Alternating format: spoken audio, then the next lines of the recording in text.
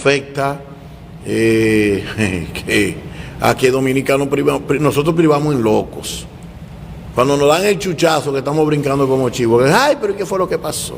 Fausto Quesada, buenas noches, Fausto, hombre. Yo tengo alcohol aquí por pila.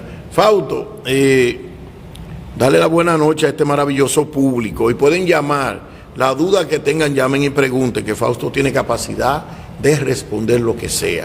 Adelante, Fausto. Buenas noches, Ángel, buenas noches al pueblo de Puerto Plata y más allá, porque este programa se ve a nivel mundial. Gracias por la invitación, estamos a tu orden. Quisimos traer un tema muy importante y preciso, ya que realmente, como tú dijiste en la introducción, el gobierno dominicano se apresta inevitablemente a una reforma fiscal, y básicamente en la gran mayoría de los casos la reforma fiscal viene acompañada de un acuerdo con el Fondo Monetario Internacional, que es eso lo que vamos a discutir ahora y lo vamos a narrar para que la gente se vaya dando cuenta cuál ha sido la consecuencia, cuántas veces se ha firmado en la República Dominicana, y realmente eso es lo que vamos a tratar en la noche de hoy. Excelente.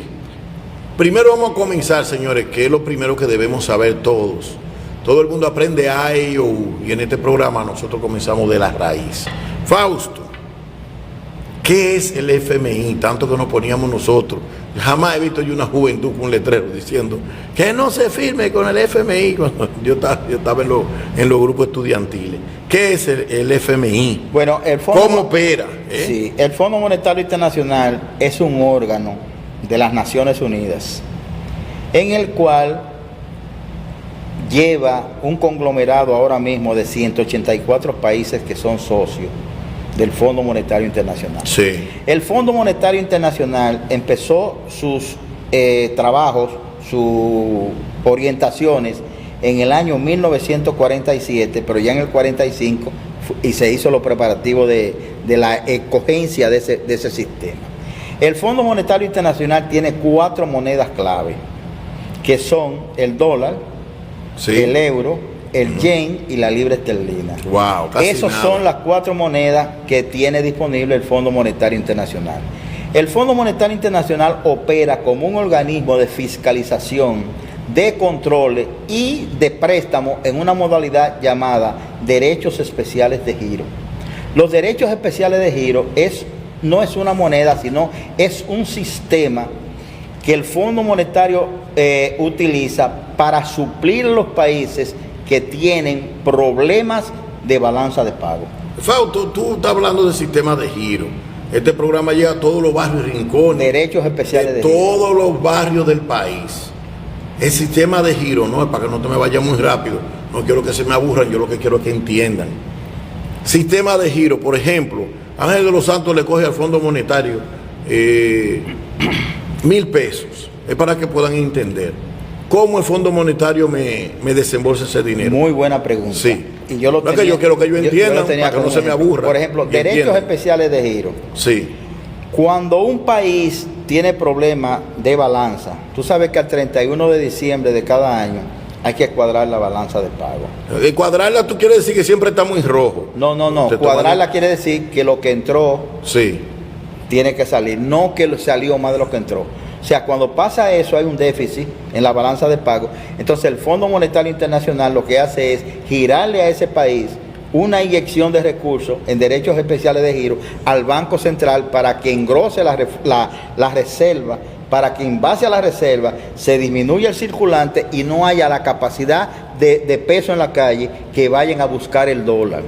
Eso es lo que pasa. Ahora, eso no hay inflación, ¿no? No, yo te voy a explicar eso ahora. El derechos especiales de giros pasa de esta manera. Por ejemplo, si Ángel de los Santos tiene una cuenta en el banco X y tiene que cuadrarla al 31 de cada mes o al 30 de cada mes, y en este mes Ángel de los Santos tiene un déficit de 500 pesos, pero Ángel solamente tiene 200 pesos. Me faltan 300. Te faltan 300. ¿Qué hace Ángel? Bueno, Ángel lo que hace es que coge un depósito, una hojita de depósito, pone efectivo 200 pesos, hace un cheque al portador, lo endosa por detrás y lo deposita en ese depósito. El depósito queda cuadrado.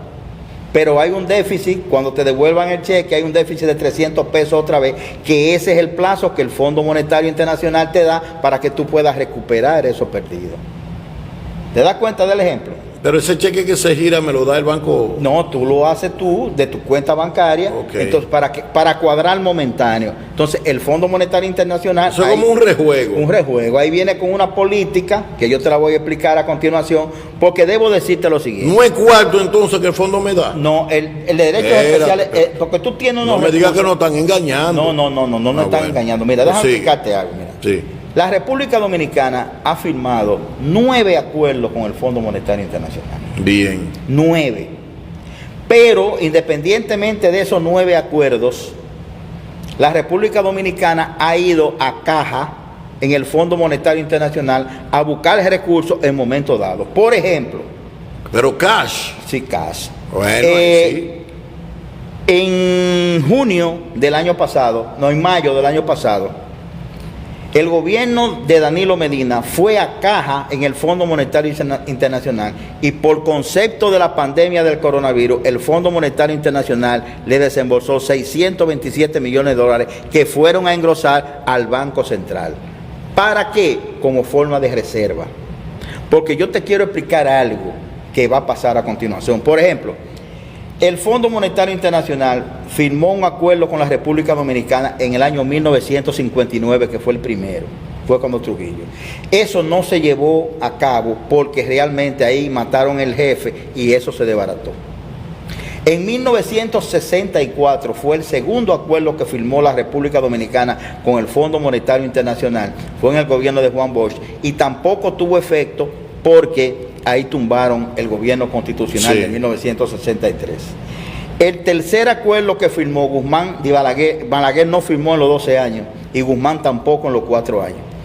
El próximo acuerdo con el Fondo Monetario Internacional fue en 1983, en el gobierno de Salvador Jorge Blanco, que se firmó un acuerdo de facilidad ampliada. Aquí siempre lo que ha habido es acuerdo stand-by. Stand-by es una modalidad de préstamo que usa el Fondo Monetario Internacional, donde es más flexible y donde le dice a la República Dominicana o al país que está recibiendo los recursos qué es lo que tiene que hacer para aumentar la reserva y tratar de que la balanza de pago no se desequilibre. Entonces, en ese aspecto, ahí en el gobierno de Jorge Blanco se firmó el primer acuerdo en el 83. Ahora, debo reconocer, porque se ha atacado mucho al se gobierno. habla de los 9, pero el primero en realidad se firmó. El primero se firmó en el 59. Salvador. No. El primero se firmó en el 59. Después en el 64. El tercero fue en el 1983 con Salvador Jorge Blanco, Bien. que fue un acuerdo de facilidad ampliada. ¿Cuáles fueron las condiciones que el Fondo Monetario Internacional le puso al presidente Jorge Blanco? Bueno, hubo problemas con la tasa de cambio. Acuérdate que ahí Héctor Méndez y compañía. Héctor Méndez salió frito. Ahí compañía. Hubo problemas con la tasa de cambio, hubo problemas con la balanza de pago, hubo problemas con la inflación que fue galopante. Ahí se firmó un acuerdo de facilidad ampliada, donde debo decirte y darte un dato importante, que en ese acuerdo fue que salió el primer impuesto que se llama Impuesto a la Transferencia de Bienes Industrializados, ITEBI. No ITEBIS, sino ahí salió ITEBI, que fue grabada con un 6%, que es el mismo impuesto español llamado IVA, que es El IVA, impuesto sí. al valor agregado, igualito, ¿verdad? Bueno, ahí salió ese impuesto. El gobierno de Jorge Blanco no pudo cumplir con ese acuerdo con el Fondo Monetario Internacional, y el Fondo Monetario Internacional desbarató el acuerdo. Pero el gobierno de Jorge Blanco, que estaba en una liquidez cero, que no tenía recursos, no tenía liquidez, volvió a firmar otro acuerdo con el Fondo Monetario Internacional en el 84, y ese acuerdo fue con unas medidas fuertes del fondo, que fueron aumento de los combustibles, aumento de los artículos de primera necesidad, la disminución de la nómina, el congelamiento de la nómina, una reserva obligatoria en el Banco Central de los dólares establecidos de acuerdo a los pesos que estén circulando. Porque acuérdate una cosa, que la ley monetaria y financiera de este país dice que por cada peso que esté circulando en el espectro económico, tiene que haber en el Banco Central depositado la equivalencia de ese peso. En dólar. En dólar. Esa es la reserva. La reserva en oro, que era lo que tenía la República Antes era Dominicana, oro. se lo llevaron cuando Trujillo. Se lo robaron. Ahora, ¿Quién se lo robó? Bueno, los que llegaron después de Trujillo. No hay un lingote de oro, que eso estaba lleno de oro. Esa es la reserva que tenía la República. El peso se llamaba peso. Nunca se ha sabido quién se llevó los chelitos. Yo te voy a explicar un detalle sobre eso ahorita. Sí. Entonces, ¿qué pasa? Que el segundo acuerdo de Jorge Blanco fracasó también. Pierde las elecciones y en el 86 gana Joaquín Balaguer. En el 90 vino una crisis fuerte monetaria, y Joaquín Balaguer en el 91 tuvo que firmar un acuerdo con el Fondo Monetario Internacional. Van 4, ¿verdad? Sí. Ese acuerdo de Balaguer fue un acuerdo stand-by, donde Balaguer se comprometía a disminuir una serie de obras que estaba haciendo y fortalecer la finanza a través de reserva en el Banco Central. Un estado de restricción económica que tuvo que aplicarlo en la política económica. Te voy a hacer un paréntesis, pero Balaguer no era amante de los inorgánicos. No era amante de los inorgánicos, y además mantenía sus reservas, mantenía las reservas. ¿Y por qué se hablaba de cuarto inorgánico? En el 91, Balaguer firma con el Fondo Monetario Internacional. Le aplicó tan bien que esa es, dicen los tratadistas, que esa es el mejor tratamiento que se le ha dado al país en un acuerdo con el Fondo Monetario Internacional, fue ese de Joaquín Balaguer. ¿Por qué? Porque firma con el fondo en el 91 y ya en el 93 la política económica empieza a florecer. El país empezó en el 93 a tener muchos recursos, el turismo floreció, se empezó las inversiones públicas, los inversionistas les gustaba ya el país y ahí floreció. Acuérdate que cuando Balaguer entrega el poder en el 86 al doctor Salvador Jorge Blanco, le dijo: te entrego el país como un avión en la pista lleno de combustible listo para despegar. Le dijo a Leonel. A Leonel Fernández se lo dijo. Ese gobierno tuvo sus problemas. Entonces, te quieren hacer una pregunta, tan interesante que está el tema. Yo creo que me equivoqué, debimos arrancar antes. Buenas noches, adelante, buenas noches, debimos arrancar antes. Sí. Buenas noches, Ángel, y a mi amigo Fausto. Sí.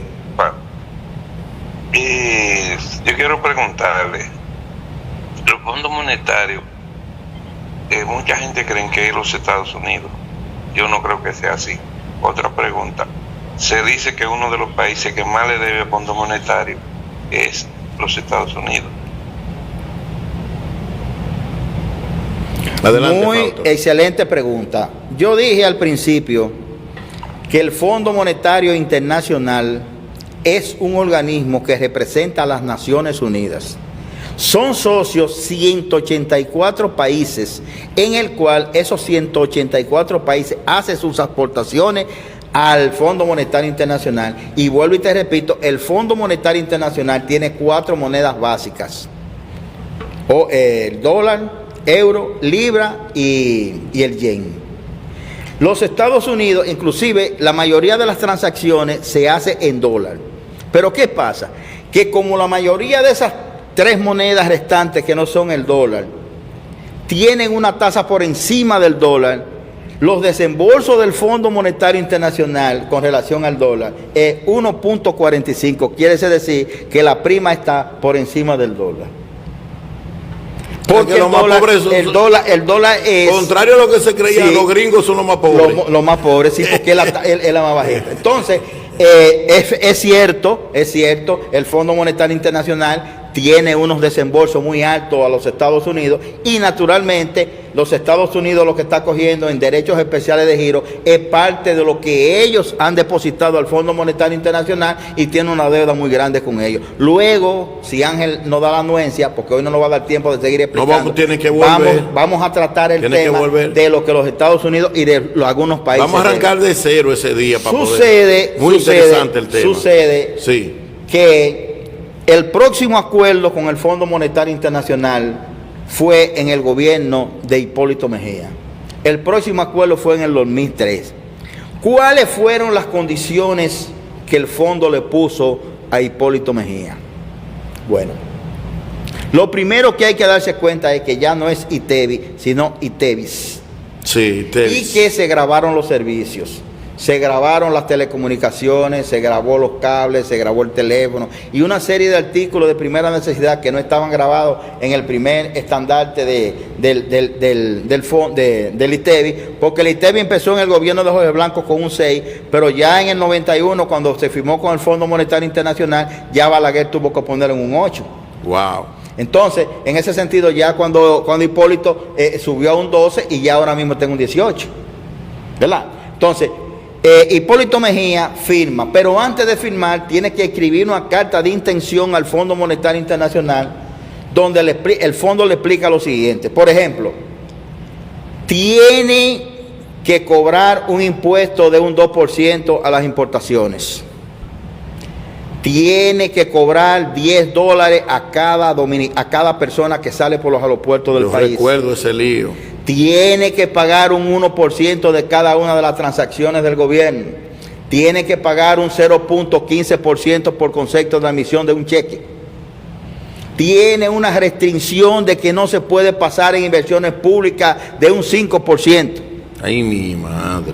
Tiene que mantener una reserva en el banco en el Banco Central equivalente a la cantidad de pesos que esté circulando en el país. Ese es el aval, como dice. Esa es la carta de intención, ese es el compromiso que hace el fondo con el gobierno para el gobierno hacer el desembolso. ¿Cuánto le desembolsaron? Ellos pidieron 600 millones, pero el Fondo Monetario Internacional le dio 37 millones adelantados antes de la carta por los problemas que habían aquí, porque se le complicó el asunto con los combustibles.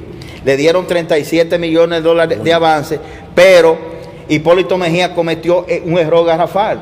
¿Qué hizo? Cuando el Fondo Monetario Internacional le va a desembolsar 400 millones más, Hipólito Mejía se destapa y compra las EDES que le había vendido Leonel Fernández en el 96, entonces le compra a la Unión Fenosa todo el espectro eléctrico del país y el Fondo Monetario Internacional se incomoda, rompe el acuerdo, le bloquea los dos desembolsos que faltan y solamente a los 600 millones en ese primer acuerdo solamente desembolsaron 37 millones.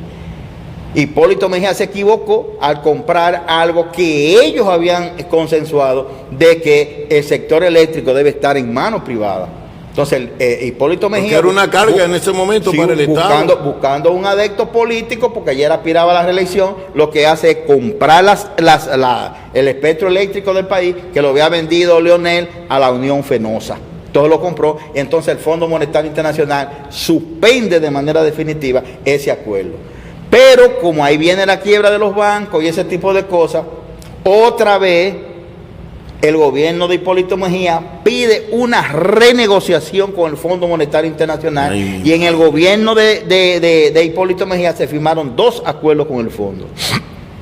Independiente de esas medidas, esas cuestiones que pasó en los supermercados no es fortuito. La Casa del Terror. La Casa del Terror no es fortuito. Fue un acuerdo con el Fondo Monetario Internacional que se rompió porque ahí vino entonces el problema de una cantidad tremenda de un déficit fiscal que hubo, porque acuérdate que Hipólito Mejía aspiró a la presidencia de la República cambiando la Constitución, en ese momento le prohibía y cambiaron la Constitución, pero él perdió las elecciones. Perdió como los quiera. 2 acuerdos que firmó Hipólito Mejía con el Fondo Monetario Internacional se rompieron. Cuando Leonel Fernández llega al poder en el 2004, sí, firma un acuerdo en el 2005 con el Fondo Monetario Internacional, con una serie de condiciones, pero las condiciones que se le puso a Leonel fueron la modernización del Estado, la tasa cambiaria, una tasa impositiva absoluta, porque Leonel Fernández tuvo la suerte de que cuando inmediatamente gana las elecciones, el dólar de 60 baja a 42 automático. Entonces ahí se ve que el Fondo Monetario Internacional observa que con sí se puede negociar. Entonces se firmó un acuerdo en el 85 con una serie de condiciones y Leonel Fernández cumple a la perfección con el primer acuerdo que se firmó con el Fondo Monetario Internacional. Se desembolsaron 1.700 millones de dólares, en el cual se hizo muchas cosas importantes en ese gobierno. Ya vuelve y se firma el último acuerdo con el Fondo Monetario Internacional que es... Tiene una llamada de Estados Unidos a propósito del Bronx. Buenas noches, adelante, buenas noches. Tenemos un tema interesantísimo hoy, porque hay muchas cosas que esta generación menos se acuerda. Adelante. Sí, mi hermano, escuchando el tema, aquí está interesantísimo el tema, muy interesante. Debí comenzar más temprano, voy a tener que traerlo. Porque es que la juventud está durmiendo con los celulares y no sabe qué le pasa a su propio país, a su vida, y de qué depende el futuro del país. Adelante. Sí, no, está interesantísimo el tema, muy interesante, pero como usted dice, no hay tiempo para uno expresarse.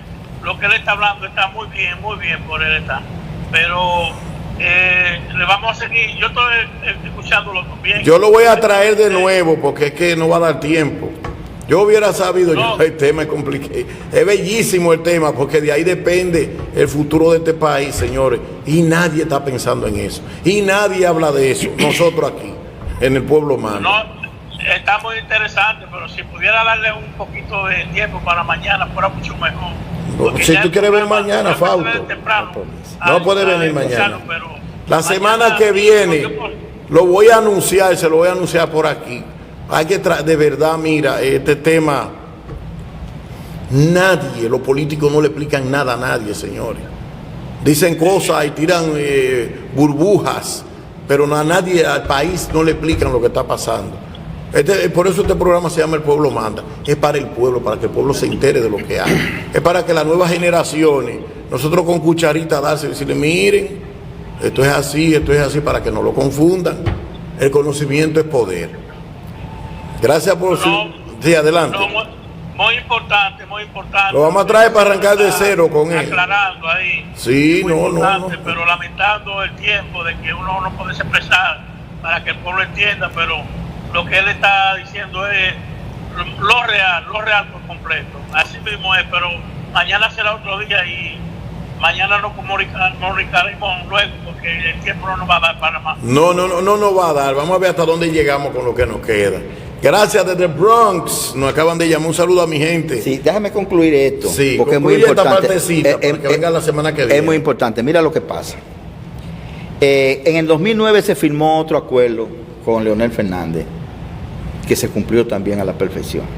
Danilo Medina no tuvo que firmar acuerdo, ahora sí accedió a Caja, como yo le explicaba ahorita. Pero quiero decirte algo antes de concluir. Quiero decirte algo importante, porque yo traté de sintetizarte lo más que se pueda, porque se quedaron muchas cosas. Bellísimo el Pero tema. yo te voy a decir esto, mira. Sí. En el 1959 que se firmó el primer acuerdo con el Fondo Monetario Internacional, el gobierno de Trujillo dejó al Estado Dominicano los siguientes activos: